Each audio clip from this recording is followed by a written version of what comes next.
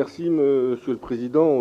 En ce qui nous concerne, nous considérons que la revalorisation de la carrière des instituteurs est une impérieuse nécessité. C'est une impérieuse nécessité pour plusieurs raisons. La première raison, c'est qu'on est désormais dans un dispositif de formation où le diplôme qu'ils obtiennent in fine est un diplôme équivalent à la licence et qu'il n'y a pas dans notre fonction publique de citoyens disposant de la licence et n'étant pas intégrés dans le cadre d'un recrutement, d'un concours ou d'une autre possibilité d'intégrer la fonction publique, n'étant pas intégrés en catégorie A. Donc il était inenvisageable tout simplement, de laisser les instituteurs de notre pays en catégorie B.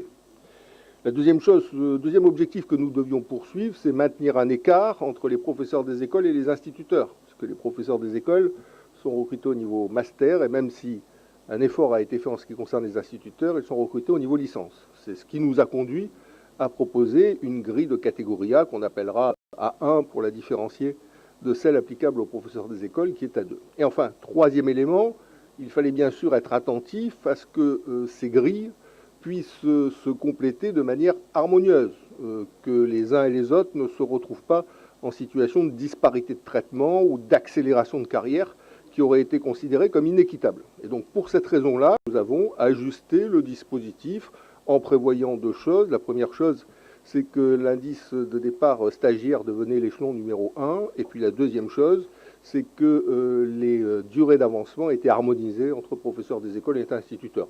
Tout ça donne un dispositif très cohérent, très fluide, et qui, à mon sens, sera perçu comme étant une nécessité à partir du moment où on a hissé le niveau de formation de nos instituteurs.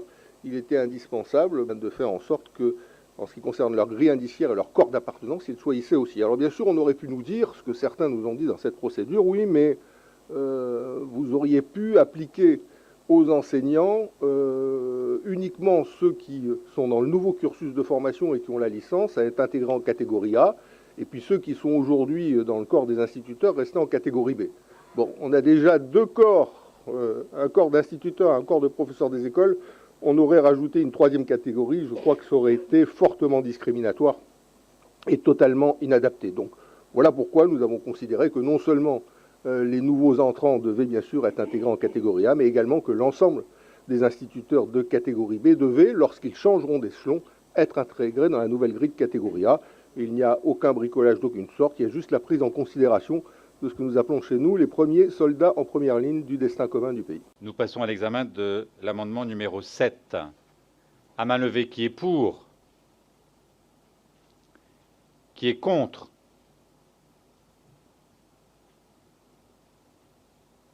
Qui s'abstient? Donc l'amendement numéro 7 est adopté.